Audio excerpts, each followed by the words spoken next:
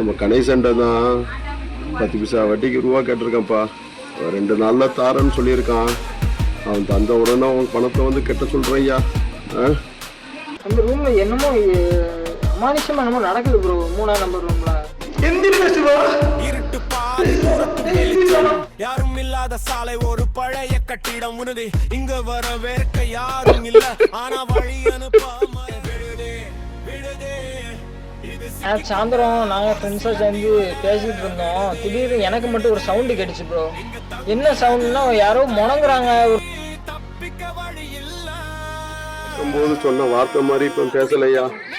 அவன் பேசுறதே வேற மாதிரி இருக்கியா. வண்டி ஏதோ சவுண்டு அடிச்சப்போ என்னடா இது மறுபடியும் சவுண்டு கேட்டு மனசு இப்படி வலிக்குது தெரியுமா? எங்கள் அம்மா எங்கள் அப்பாவை பார்த்து எங்கள் அம்மா கஷ்டப்படுறாங்க, குடும்பத்தோட எல்லாருமே கஷ்டப்படுறாங்கடா. டே எதுக்குடா வாழ்க்கை வச்சுக்கிட்டு இருக்கோன்னு இருக்குடா.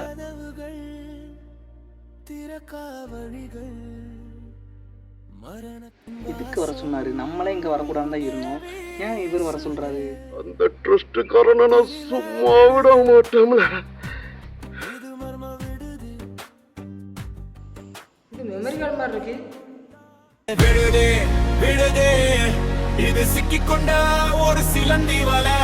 விடுதே விடுதே, இங்க தங்குறது உன் தலைவிதி. தப்பிக்க வழி இல்ல, துடிக்கவும் நேரம் இல்ல. யாடிவன்